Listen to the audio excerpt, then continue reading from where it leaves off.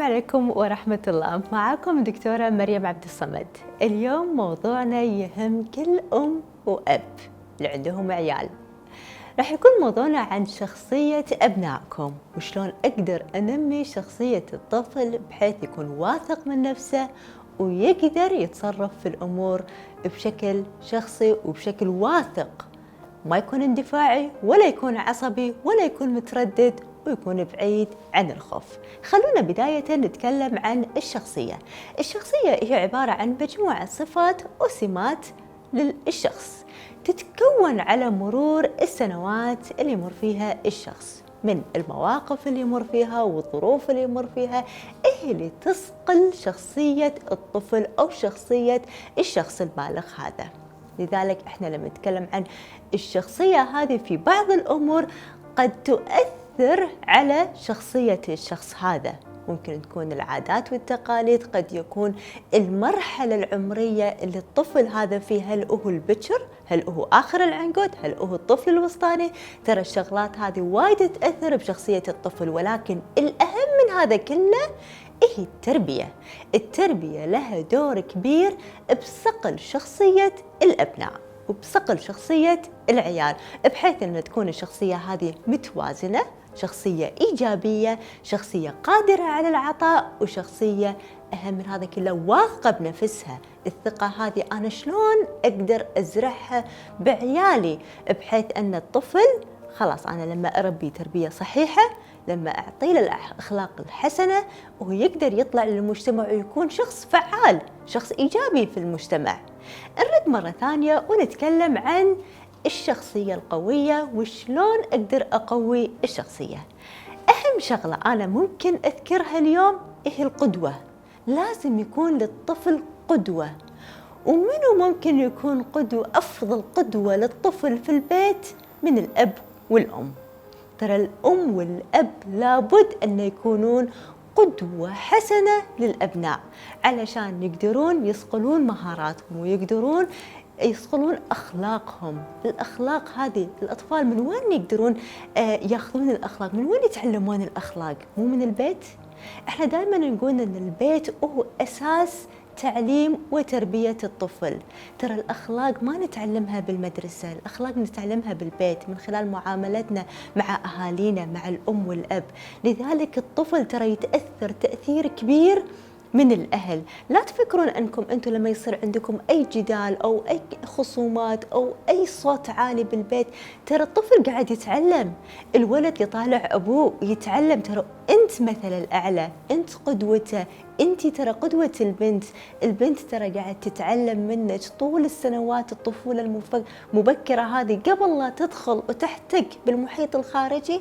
إيه قاعد تتعلم من الأم، والابن قاعد يتعلم من الأب. لذلك لازم تنتبهون وايد بحيث تكونون أو تقدمون الصورة الإيجابية والجيدة عن نفسكم علشان الطفل يتعلم منكم. هذه شغلة.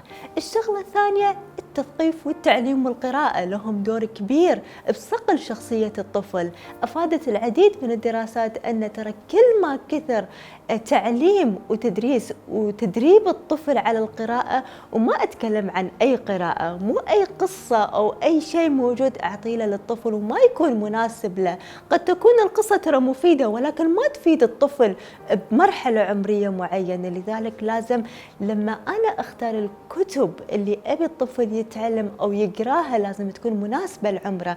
ما أعطي له شيء أكبر من عمره لأنه ما راح يستفيد، ما راح يفهم هو شنو المحتوى العلمي اللي موجود أو التربوي اللي موجود بالكتاب هذا. لذلك أنا كولي أمر، أنا كأم أو أب لازم أختار الكتب اللي تكون مناسبة للطفل. ثالث شغلة لازم يكون في نوع من الحوار. حاول أنك تحاور طفلك، خليه يتخذ بعض القرارات حتى لو كانت قرارات بسيطة. حاول أن تعطي له بعض المسؤوليات حتى لو كانت المسؤوليات هذه صغيرة تكون بعينك ولكن ممكن تصقل شخصيته. عطى مسؤولية يومية. أنت مسؤوليتك أنك تعدل دارك كل يوم. ترى هذه مسؤولية وهو راح يحس بنوع من الإنجاز لما ينجزها، ولكن بشرط أن لازم يكون عندك نوع من أنك تجازيه. زين، عطى الكلمة الحلوة لما يرتب داره، قول برافو عليك، ما شاء الله عليك، انت شاطر، انت قوي، انت عطى الحافز الايجابي هذا، خلى يتشبع من ال الكلام الجميل هذا، بحيث انه يكون عنده ثقة بنفسه مستقبلا. لما يسوي اي شيء في البيت، لما يساعد، لما ينجز، لما يتفوق بدراسته، عطى الدافع الايجابي. البعض قد يربط إنجاز الطفل بأداء الأكاديمي في المدرسة، وهذا الشيء ترى جدا خطأ. مو كل الأطفال ترى سواسية، وبالتالي لما تشوف تدني أداء طفلك في المدرسة لا تحاول أنك تسيء له، ترى هذا الشيء وايد يأثر على شخصية الطفل. حاولوا أنكم تشجعونهم، حاولوا أنكم تعطونهم الكلام الحلو، ترى الكلمة الحلوة تأثر وايد بشخصية الطفل. ودائما نقول أن يعني إحنا حتى كبار، حتى البالغين، الكلمة الحلوة لما نسمعها نستانس، حتى يومنا كله يتغير ترى بسبة كلمة حلوة سمعناها الصبح. ما بالكم الأطفال ترى يتأثرون وايد بالكلام. فحاولوا أنكم دائما تمدحونهم وتعطونهم الكلام الإيجابي، بحيث أنه يقوي ويدعم شخصيتهم مستقبلا. إن شاء الله نشوفكم بحلقات جاية، كونوا معنا.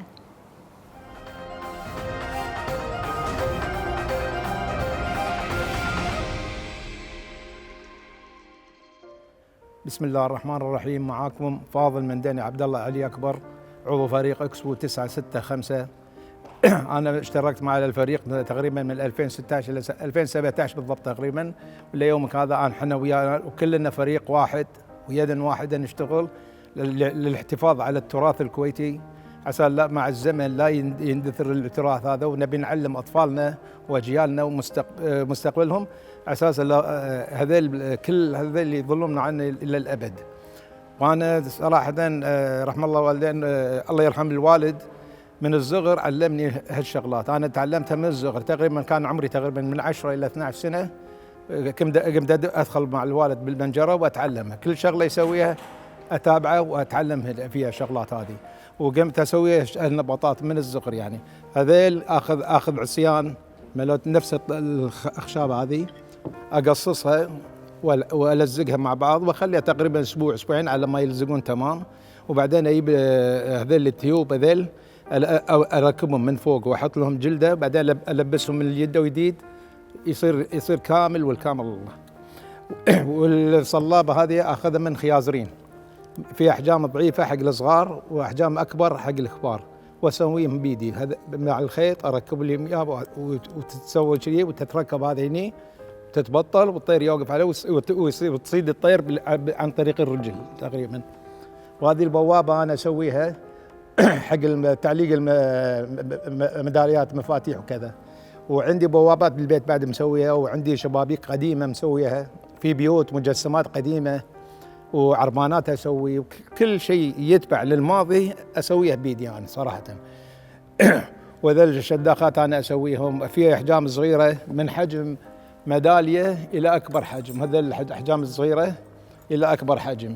وذل المفاتيح أنا أسويها، والشكات أنا أقوم فيها أسويها، والنباطات هذيل أنا أسويهم. كل الشغلات اللي موجودة كلها شغل إيدي صراحة، وكلها بفضل الله ثم بفضل الوالد، وهو اللي علمني من الصغر وتعلمته، وما زلت أهتم في الحرفة هذه ليومك هذا. وإن شاء الله راح أعود عيالي وأي واحد يبي يتعلم أعلمه، أنا ما عندي مانع، يعني مستعد لتعليمهم إن شاء الله.